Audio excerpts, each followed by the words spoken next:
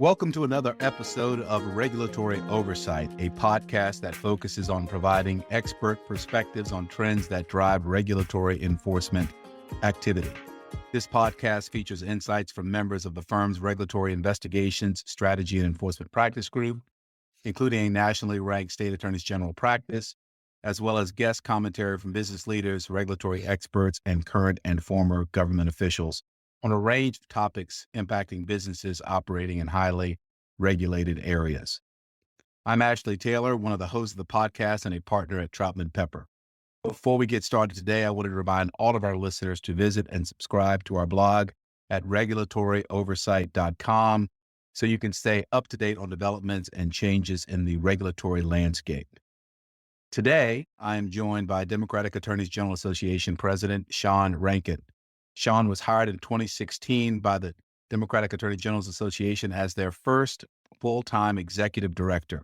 Since then, he has been promoted to president of the organization and works with his staff to cover campaigns, recruiting, data analysis, communications, policy, politics, and fundraising for the Democratic Attorneys General. Sean, we are grateful to have you here today. I know this is a busy time of year for you and your staff, and I appreciate the time.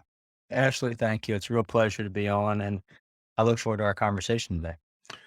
So, Sean, I look forward to talking with you about particular races, but it may help our listeners for you to give some context first. Taking a step back, would you talk about what a modern attorney general looks like and how those races are now run? I think I would start out by saying that this is not an easy office to understand, and it does require a measure of expertise or guidance in dealing with attorneys general. One of the things that we often find is that even those who are astute at politics sometimes don't have the background, and it's because it's a complicated office, they really don't know where to get started with reaching out or truly understanding the powers that the Office of Attorney General has, which you know, having been in an AG's office. So not everything is quite so written out in the way it might be in terms of powers for a member of the House of Representatives or even for a governor. So much of what we actually see with AGs is powers that are granted by their constitutions, powers that are given to them legislatively, but also powers that are drawn from court cases that allow them to go in and take actions based upon something that might be happening. And that could be on the criminal side, it could be on the consumer protection side. But truly, this is a very wide-ranging office in terms of its powers. And that makes it a little more challenging for people to understand. And again, a reason why it's important to have good guidance in dealing with AGs and stepping into the space, whether it's for a regulatory issue or whether it's to engage in political activities. Now, in the going on 7 years that I've been in this role, I've considered to see this evolution in the Office of Attorney General. I do know historically that it tended to be more insular, although there were multi-state actions. But I think there have been a number of sea changes along the way where multi-states have brought AGs forward and together, whether working collectively as a group across both sides of the aisle, or in fact, it leans one way versus the other. You do see AGs playing a much greater role in the national political landscape, as well as filling in the gaps now that we've seen Congress for so long in gridlock. So if the federal government and the federal agencies can't give you the right guidance because of disagreements at the federal level, it is falling to state AGs to play this much greater role of decision maker about what should be happening in their states, plus they're coordinating with each other to set up de facto national standards. And you have competing standards or differing standards based upon party alignment, but also just big state versus small states. And so, again, as I said, it's a complicated landscape from a regulatory standpoint and a political standpoint, and it just requires something quite different when you lead in with AGs. Sean, you mentioned de facto national standards. We have seen that and heard a number of clients commenting on that fact. That could be an entirely separate podcast where we could talk about that. Maybe we should do that. But I appreciate that for some context before we jump into each state. I would sum up what you said about the history of the office and the unique nature of the office And I wanted you to agree with the statement that it's a unique office, at least from my perspective, because it operates at the intersection of politics, policy, and the law. And no other office, governor or senator, does that in that unique mix. Very much so. And I also think that the AG engages in the executive branch, the judicial branch, and the legislative branch. So there isn't another office that has this level of engagement across the board, and not solely in a checks and balances standpoint, but within each of those three areas. I agree with you. And I think that's what makes it so interesting and, in fact, fascinating. Let's jump into some of these races. So, Sean, I have selected approximately 12, maybe more if we have time, but certainly want to get to these core 12 races that our clients have identified to us as races rather that they are watching closely and that they would like to hear an expert talk about. And let's start with Idaho and an open seat. Open seat. Yes. Yes. I'm going to talk about this one more from the political perspective. And I think this is a state which is difficult for Democrats. But I think one of the challenges, one of the things that we saw truly from afar is that the sitting Republican attorneys general decided to support challengers to a Republican attorney general and actually help to move that person out of office. That is a really extraordinary event. And I think it's indicative of a change in, I'm going to push this the other side to the Republican side, moving too far out of the middle. I come from Kentucky. I have a lot of family members who are Republicans as well as Democrats, but they're not finding that they have a lot in common these days with what they're saying nationally. They tend to be a little more fiscally conservative. They may be somewhat socially conservative, somewhere in the middle. But I think there's less room for what we call centrist Republicans these days. And I think that's what we saw in Idaho.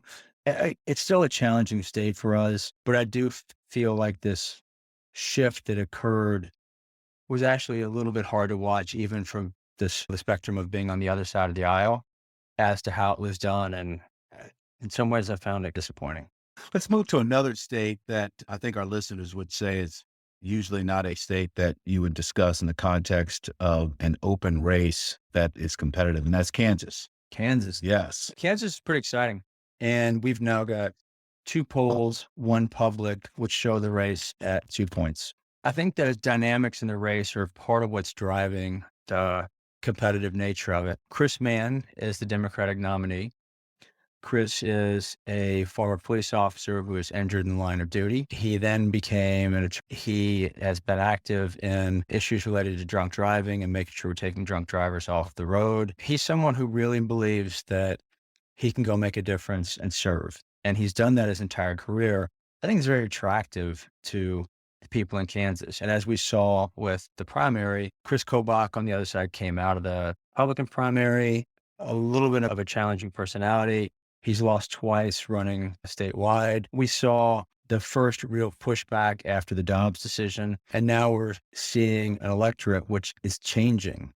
And they feel rather strongly about government of any type acting on them, but they're actually watching the R's push back harder and limiting their rights. And as you would find with those folks in the plains or out in the sort of the Rockies, there is a measure of independence and it's a back off, take your hands off me approach. And I think we're really seeing that.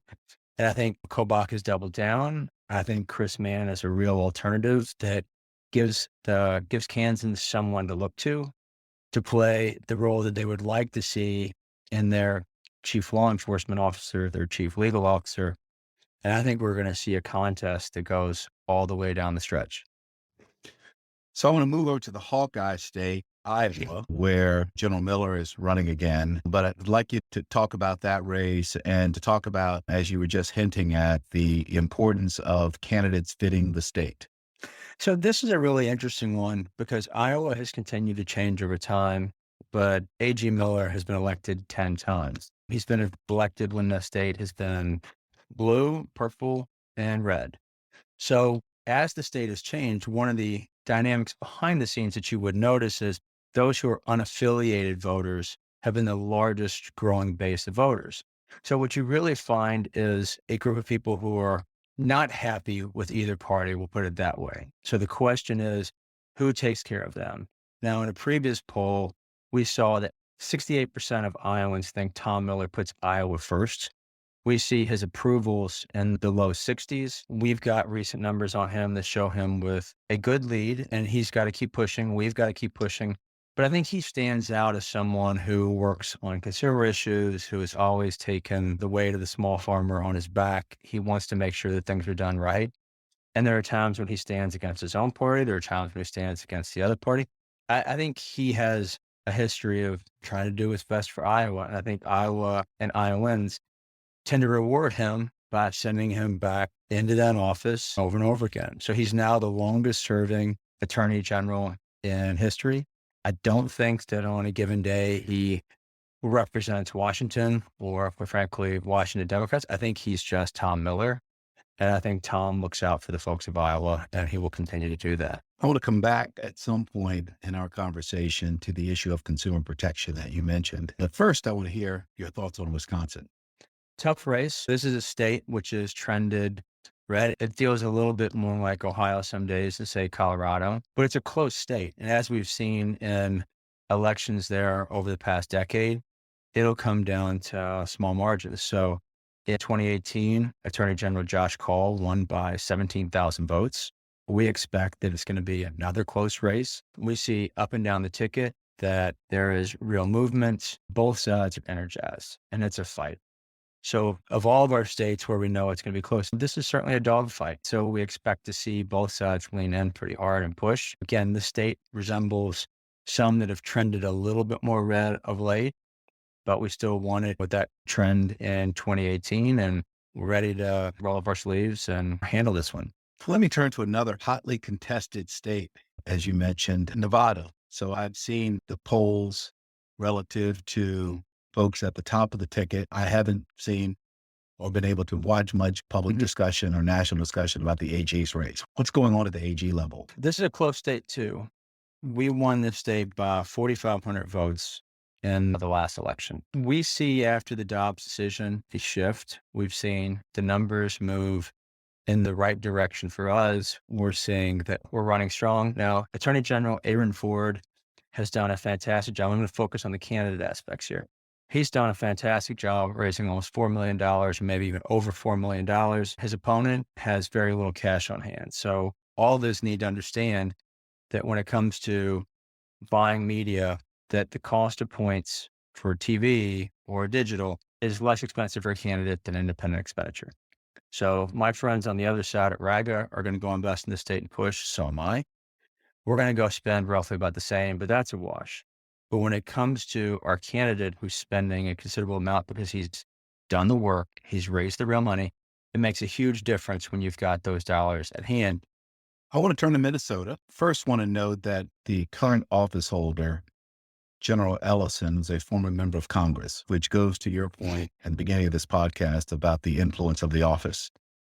I think a lot of folks may be surprised to hear that someone went from Congress to the Attorney General's post. So talk about that, if you would, and then talk about General Ellison.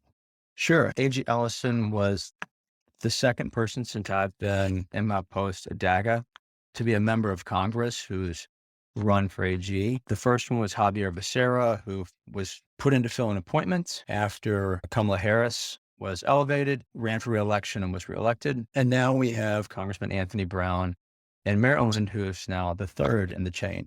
But we actually have conversations regularly with current members and former members who look at this office and say, the ability to go execute and act and push something forward is considerable and meaningful. And after the gridlock in Congress, we see members of Congress who see an opportunity to really go make a difference. So it is drawing people in from other places. By way of Minnesota, Minnesota is an interesting state in that you really do have three distinct groups: independents, Democrats, which is Democratic Farmer Labor Party, and Republicans in the state.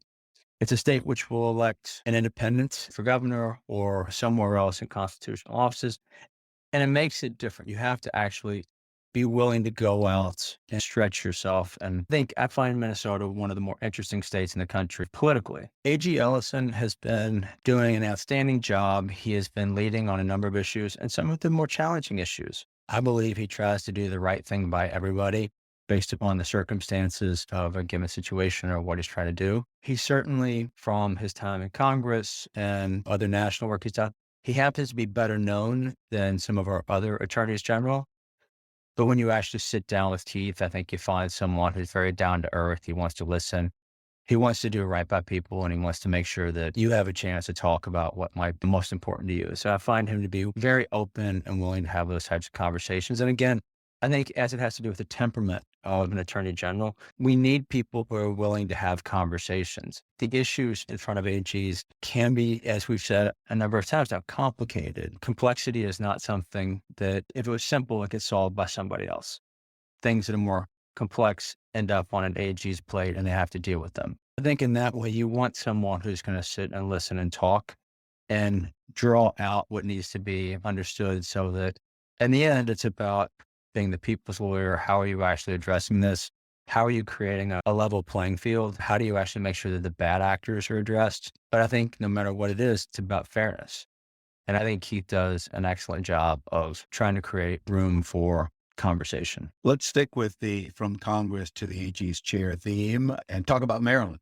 This is a blue state. We do not expect a surprise here. We're excited about Congressman Brown joining us in the room, subject to that November election, but we do feel fairly strongly that he actually is going to be coming in. I think he's got, as I described with Becerra and Ellison, I think he will have the opportunity to lead in a way that he hasn't before with a different office. Of course, he was lieutenant governor.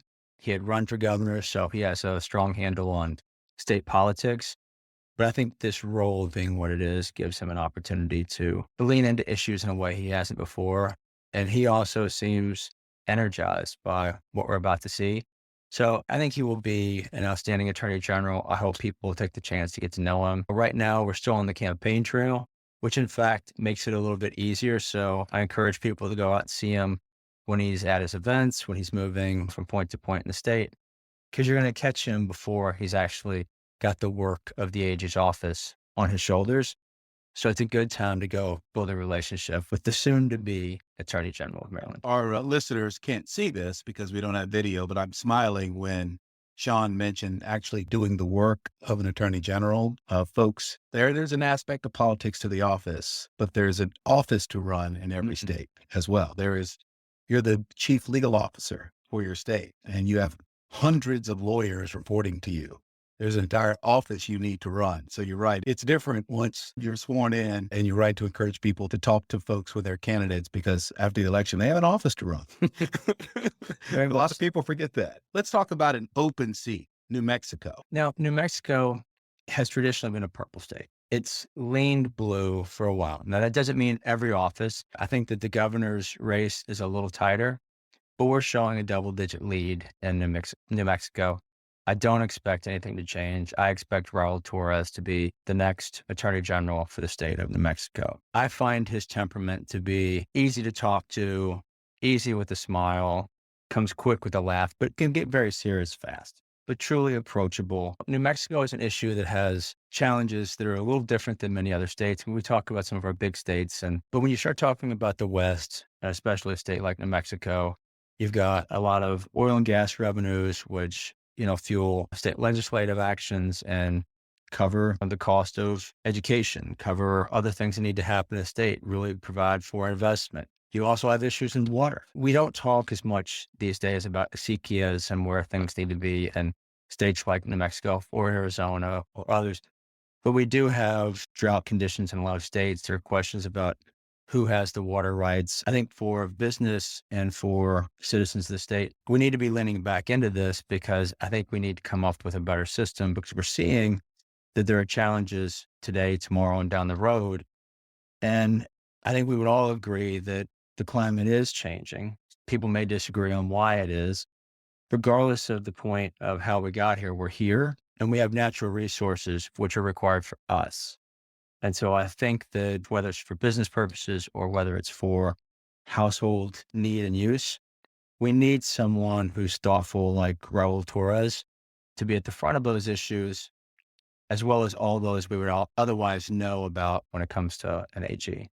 Let's talk about a state in the Northeast, Connecticut, that folks may hear Northeast and presume that one party dominates. But Connecticut and Massachusetts have, I think historically you would agree, gone back and forth in various offices. So talk about what's happening at the AG level. Sure. So both of those states are sometimes likely to lead to or have a surprise. I don't expect that this year. William Tong, as the Attorney General in Connecticut, we're seeing that he's running a solid campaign. Now, there are public funding grants for supporting elections there. He's qualified and he has continued to spend accordingly.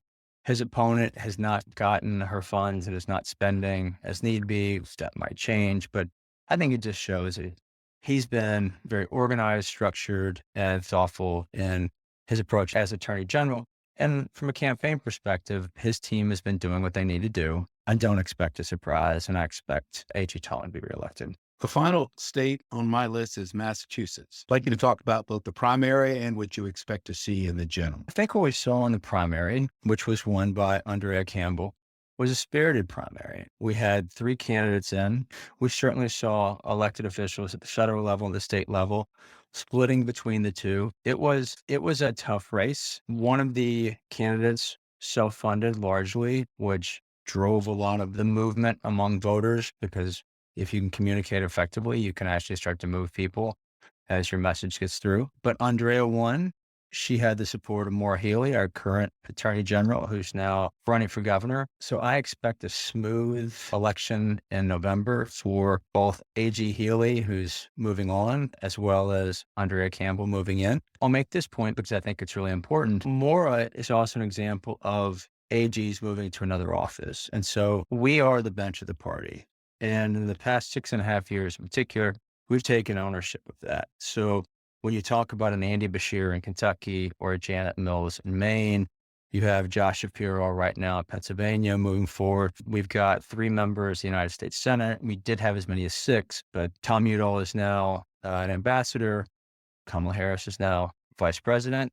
So we do see people continue to move forward, but we also are seeing that we've got 9 members in the administration, so former Democratic AGs who are in positions of leadership. So we know we need to do in order to invest in our Democratic candidates, our candidates once they win and they become incumbents. It's our job to help them along. And I think that the grounding in the Office of Attorney General makes a huge difference in the work they do later. And one of the things that I hear from all of them, even after they've moved to different offices, this was the one they loved best. This was the one where they felt like they could make the biggest difference and had opportunity to do that. Although people didn't always see what they were doing and people didn't understand the office. So sometimes you don't see that invisible hand of the AG making things work behind the scenes. But it's my opinion that this is the linchpin of state government. And when the federal government isn't working well, it falls back to state government and it falls back invariably to state AGs to make the difference. And that gets us back to these de facto national standards and things that get set up because they play a role with each other. And again, they lean into the executive branch, they lean into the legislative branch, they lean into the judicial, and they can make things happen, which other offices just can't, other office holders just can't. So I think it's pretty fascinating. Again, I've done this 7 years. I think I've got the coolest job in politics. It's just that a lot of people don't know enough about AGs to recognize how much of a difference playing this role with them, helping a Maura Healey to move forward, helping a Josh Shapiro to move forward, or an Andy Beshear, and then seeing what they become, because AGs become governors and senators, and we know what those people become. Sean, I think a lot of folks in our audience are coming to realize exactly what you just said, the important role that state AGs play and the important role that states play in consumer protection and other things that impact individuals' lives every day. I want to thank you for joining us today, and I know our listeners enjoyed your valuable insights.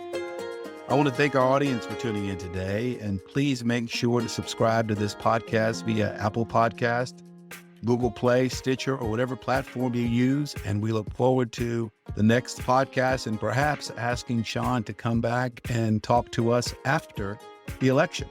I'd love that. My pleasure to talk about politics with you. Thank you. Copyright Troutman Pepper Hamilton Sanders, LLP. These recorded materials are designed for educational purposes only. This podcast is not legal advice and does not create an attorney-client relationship. The views and opinions expressed in this podcast are solely those of the individual participants. Troutman Pepper does not make any representations or warranties, express or implied, regarding the contents of this podcast. Information on previous case results does not guarantee a similar future result. Users of this podcast may save and use the podcast only for personal or other non-commercial educational purposes. No other use, including without limitation, reproduction, retransmission, or editing of this podcast may be made without the prior written permission of Troutman Pepper. If you have any questions, please contact us at troutman.com.